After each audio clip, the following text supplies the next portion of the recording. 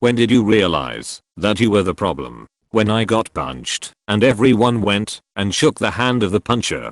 TF did you do? I was the bully. I never realized it until that moment. In my case, I saw myself as the victim because of my parents were going through an ugly divorce when I was in high school, plus my cousin, whom I was quite close to, dying. I ended up taking it out on other people because making them feel as shit as I did gave me a momentary thrill. Not an excuse, just another reason why some people are assholes. I've been a line cook for 4 to 5 years now, and I've left every place blaming management or being understaffed or whatever. But this last place I was at, I started hating it after a couple months again. It's a small mom/pop place and they really don't know how to run a business/cook, but they aren't the reason I hate the job. I just hate cooking for other people. I realized I think I know how everything should be done and everyone else doesn't. Duck. You just put into words what I've been feeling for a while now, and I honestly think I really needed to hear it. Duck in this, man. I work it, so management is always a ducking problem. I'm 130% introverted and never socialize with my coworkers, but I work it, so I'm not the only one. But even so, I'm much less happy in these jobs than my coworkers seem to be, and I realized a few months back that I just hate working for someone else. I absolutely miss the freedom I had to run my own day back when I was 18 and unemployed. I've been making efforts towards starting an independent software development company so I can work for and by myself. No matter what you love doing it to someone else's schedule and for their gain instead of your own is going to kill any joy you felt for it. I was insanely shy in school, like almost fully debilitating social anxiety. It was especially bad in high school when the kids I was at least comfortable eating lunch with went to a different middle school. I saw everyone else as being all-knowing and confident and having some sort of secret script to know the right thing to say. If someone tried to start a conversation with me, my thought process would be, oh god, why are they talking to me? There must be some hidden agenda, and just try to get out of the conversation as fast as possible. Then this one graduating senior I was mildly acquainted with for some reason dropped to me that people thought I was stuck up. That was mind-blowing to me. Couldn't everyone tell that they were the confident ones and I was terrified of them? Well, no, they couldn't. It was an epiphany that wow, other people are actually worried about what I think of them, just like I'm worried about what they think. And if you avoid talking to people, that's actually hurtful. Recently, whenever I'm angry at my girlfriend and discussing it with her, all she does is apologize over and over again. First it made me think that yeah, maybe I'm justified in my anger because she's so apologetic, when in actuality my mood swings are becoming more and more frequent and I'm getting more and more angry over the dumbest shit. A few days ago it hit me why I never see changes in her behavior. I keep finding different and increasingly inconsequential shit to get mad about, regardless of what she does. Made me take a couple steps back and reevaluate my behavior. Edit. Thanks for the medals guys, but most importantly thank you kind strangers for all of your positivity and advice. If I thought I was aware of my actions before this buoided, these responses really open my eyes. If you or a loved one is experiencing something similar, take the steps to fix it now, before it's too late. I'm extremely fortunate to have such a patient and loving girlfriend who makes all of this possible. I really can't express how much she makes all of this possible. It's only through her patience and our many discussions about it that we've had breakthroughs. Love yourself and others unconditionally and surround yourself with others that do too, and changes will start to take hold. For clarity, I'm not clinically diagnosed. However, my father is manic bipolar and I'm his carbon copy. I've been fortunate to have a case study in him my whole life. Fairly certain that I'll receive a similar diagnosis when I begin seeking professional help. I'm very lazy and my husband does a lot of housework and watching our child. I sleep a lot. The reason behind this is depression. I'm not just trying to be an asshole, but I seriously feel incapable of doing anything on some days. Well, we got into a fight once because he was saying that he is overwhelmed and could I just do the dishes because that would help. I was arguing, don't you understand that I just don't feel capable of doing the dishes? After that argument I was sitting there thinking about it and realized the toll I was taking on him. I also realized how bad my depression had gotten.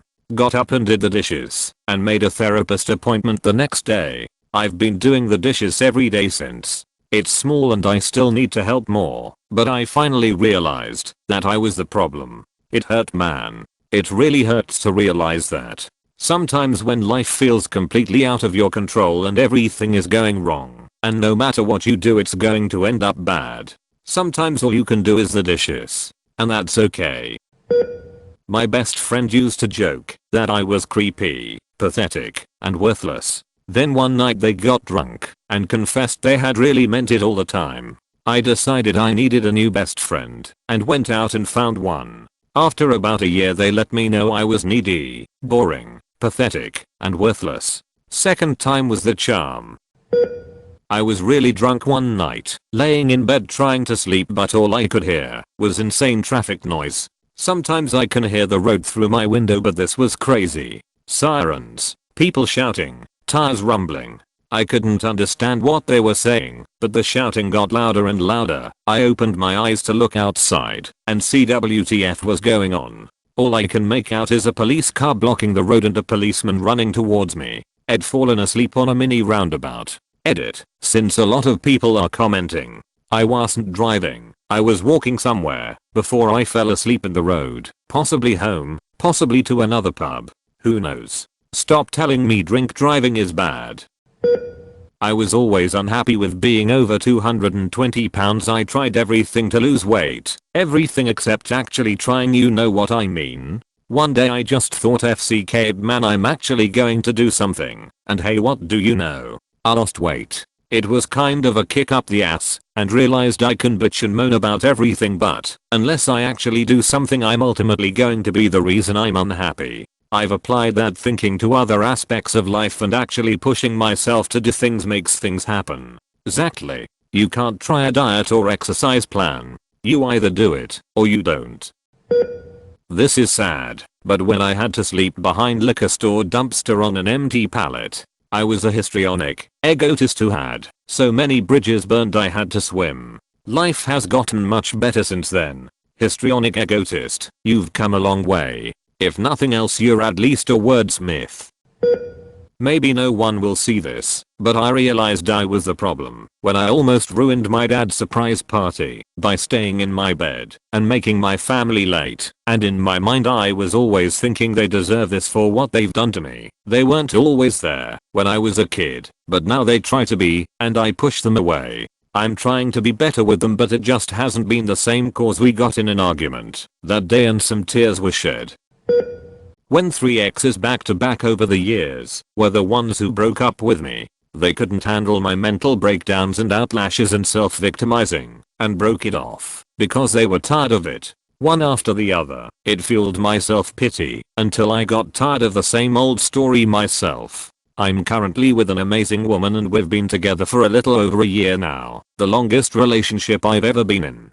Her patience and unconditional love and support with my depression and episodes helps me try to be better and catch myself self-destructing because I don't want to lose another person in my life. I've gotten a lot better over time, but I know I still have a lot of work to do. Mental health does not excuse and give a pass for outlashes. Think of your loved ones and how they get affected by it and apologize to them when you're better. Actively be better for them and yourself.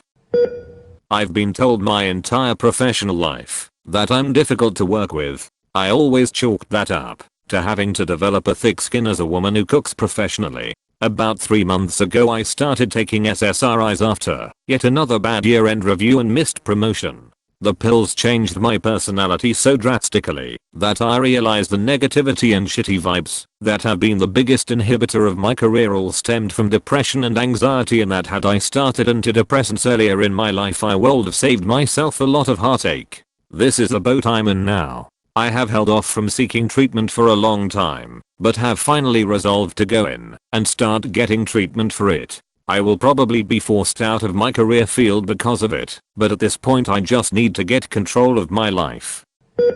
Ate 2 edibles that were stronger than I realized and kind of had an epiphany with myself in the mirror. that my life and myself weren't where I wanted them to be, and I was the only one who could do anything about it. So I am. Looking in the mirror high always gives me the WTF are you doing with your life thought.